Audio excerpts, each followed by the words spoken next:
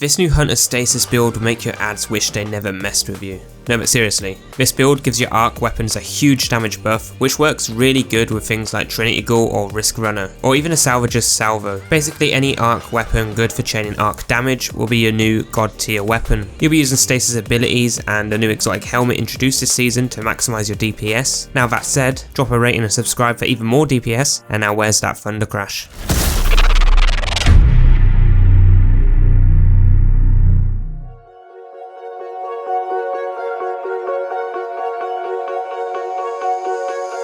Now just briefly, this build series is becoming fairly big, so if you've missed any or want to see all the top builds for this season, there is a playlist to all my build videos linked in the description and comments, so check that out if you want. But now let's get on with the build. So this build is what I call the Hunter Stasis arc build, and this build will allow you to enhance your arc weapons and make Stasis an absolute beast to use. Now I never really liked the Hunter Stasis subclass, so this build is for people like me who never really liked using the Hunter Stasis, but wants to give it a chance with a build setup.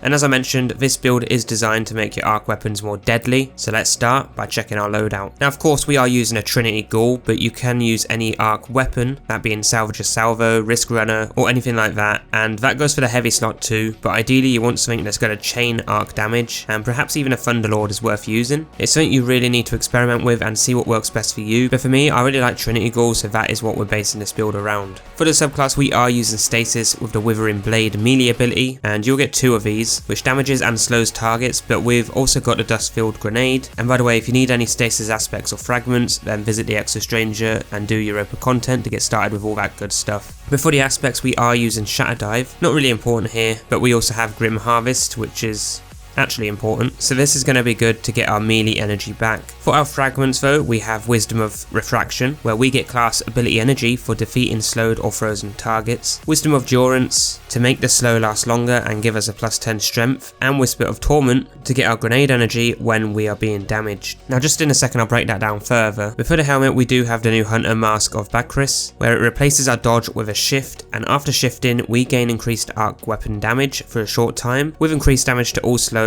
or frozen enemies on top. Now this could be pretty good if using things like the Wardcliff Coil, but I've not tested that out, but it could potentially be a god at DPS against bosses with this combo. But so far how this build is working is you will start by shifting to get that extra arc damage, then use your abilities to slow enemies to deal even more damage and create shards to pick up to refill your ability energy, and then just repeat. Ideally if you have low mobility, use your grenade last to get your shift back from the Whisper of Refraction, otherwise it's just around a 10-second wait for it to come back, which is still pretty decent. But after the setup I'll go more in depth about how to use the build more efficiently. But for the mods we are using Powerful Friends, mostly for the mobility, because you will need to max this out to 100 preferably. If you don't need to use this then don't, otherwise you don't really need anything specific for the helmet, but you can go with hands-on as well if you want. Anything to get your super or ability energy back faster is always a bonus. But for the gauntlets we are using High Energy Fire for increased weapon damage, and don't take my word on this, but I think it works with all the chained lightning arc damage as well, but I'm not certain. But for the next mod we have is Impact Induction to get our grenade back quicker. If you're taking this build into champion activities then switch this out for the required mods, as it doesn't really make too much of a difference. For the chest though we are going with Taking Charge to become Charge of Light by picking up orbs. Then for the legs we have the second mod Charge Harvester to become Charge of Light from any kill or assist, or at least a chance of it should I say, and this works well especially with Trinity Ghoul or Riskrunner for that chain damage, as you're going to kill so many ads you'll most likely get that charge. Event Absolution for the reduced ability cooldowns on all pickups, and we're using a Taking Charge mod, so this is perfect to use alongside that. But for the class we actually have a third Charge of Light mod, and that is the Shield Break Charge. Ideally use this in harder activities. Now I tried using Elemental Wells, but it kind of didn't work out as our grenades aren't really getting the kills, our weapons are instead, so I wouldn't recommend them. But if you found a way to work around that, do let me know. But finally we are using this mod here to gain Stasis ability energy when a champion gets stunned,